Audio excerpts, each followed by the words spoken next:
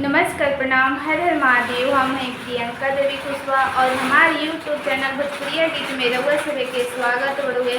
तो रउआ सभे के बीच में बहुत प्यारा सा बहुत सुंदर सा देवी भजन गीत पचरा हम लेके आ गई बनी। गीत के पूरा जरूर सुनम जा, वीडियो को लाइक शेयर जरूर करब जा। अभी तक ले चैनल के सब्सक्राइब नहीं करेंगे तो चैनल के भी सब्सक्राइब जरूर कर ले और कमेंट बॉक्स में लिख के भेजम जा जय माता दी हमारे गीत कैसन लागल है। अब भूमि बहुत जोर से पड़त हुए रउआ सब भूमि पड़ता कि ना, बारिश होता कि ना, तो कमेंट बॉक्स में लिख के जरूर भेजम जा। तो चलिए रउआ सब के हम गीत सुनावतनी। शंकरी गलिया के दूरा बटे नगरिया मैया हो चली के अइली ना। शंकरी गलिया के दूरे बटे डगरिया मैया हो चली के अइली ना। कि बाजे धुनु झुनु पैजनिया मैया हो चली के अइली ना। बाजे धुनु झुनु पैजनिया मैया हो चली के अइली ना। चलता चलता मैया बगिया में अइली होलो भाई रे गइली ना। चलता चलता मैया बगिया में अइली होलो भाई रे गइली ना। देखी लाले ओढ़ौलवा होलो भाई रे गइली ना। देखी लाले ओढ़ौलवा होलो भाई रे गइली ना। चलता चलता मैया दुआरा पयली होलो भाई रे गइली ना। चलता चलता मैया दुआरा पयली होलो भाई रे गइली ना। देखी निमिया के गछिया मैया लो भाई हो गइली ना। देखी निमिया के गछिया मैया लो भाई हो गइली ना। शंकरी गलिया बाटे दूरा रे डगरिया मैया हो चली के अइली ना।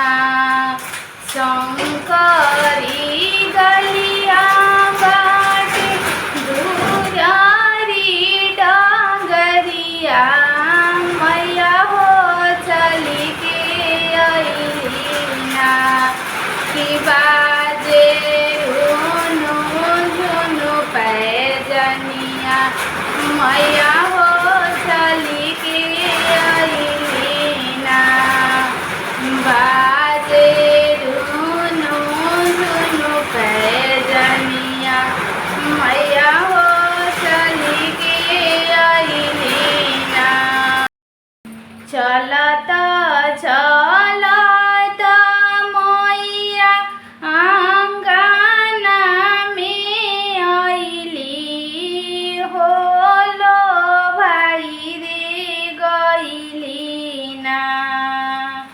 चलता चलता मैया आंगना में अइली होलो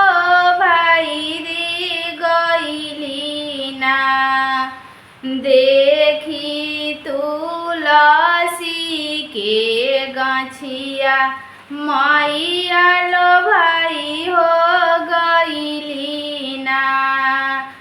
देखी तुलसी के गछिया मैया लो भाई रे गईली ना।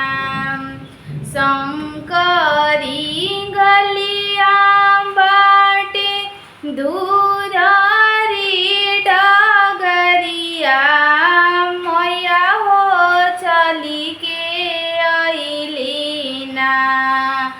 कि बाजे धुनु झुनु पैजनिया मैया हो चली के अइली ना। बाजे धुनु झुनु पैजनिया मैया हो चली के अइली ना। चलता चलता मैया बेदिया पयली हो कि भरी दिहली ना। चलता चलता मैया बेदिया पयली हो कि भरी हो दिहली ना। सब बरती के खोइछा मैया भरी दिहली ना। सब बरतीन के आचरा मैया भरी हो दिहली ना।